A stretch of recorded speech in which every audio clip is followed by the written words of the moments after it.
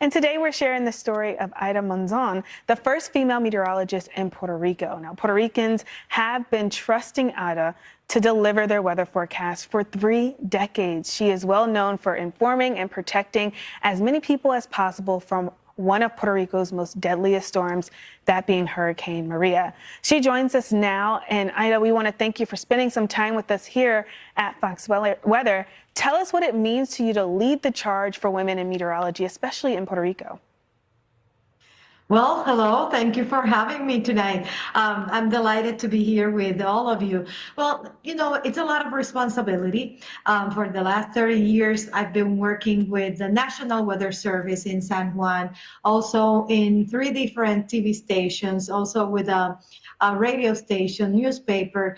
And believe me, every word that comes from this mouth has to be really, I really have to think everything I say or I write, because I know a lot of people depend on this information, depend on my opinion, depend because I have developed a lot of trust and with people, and especially after Hurricane Maria, things have changed, and the weather information in Puerto Rico has changed, because we know how important it is to be aware of our surroundings, aware of our vulnerability, and aware of the impact and the risks. They have changed through the years. We've had not only hurricanes, we've had earthquakes, we had the pandemic. So, families here are really dependent not only on weather information, but also in risk information. I think that our communication has changed a little bit. It's not only forecast. Now we have to talk about the risks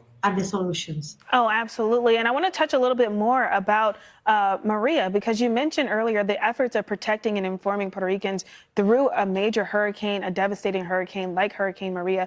Can you describe to us what it felt like guiding so many people through such a terrifying storm at the time? It felt like a huge truck was coming your way, and then you couldn't do anything to deviate or move because this thing was coming. And then we had no reference, because the last hurricane, Category 5, at that time was in 1928. So we've had more than almost 100 years without any reference of such a strong storm.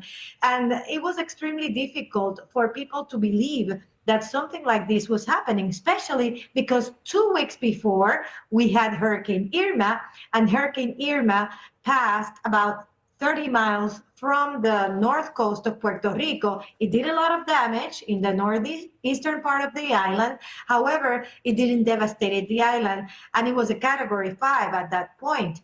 So here it comes, Hurricane Maria, 2 weeks after, and as it was approaching us, as a hurricane Category 5, it diminished a little to Category 4. It was 155 miles an hour, as it was approaching Puerto Rico, and it expanded its wind field.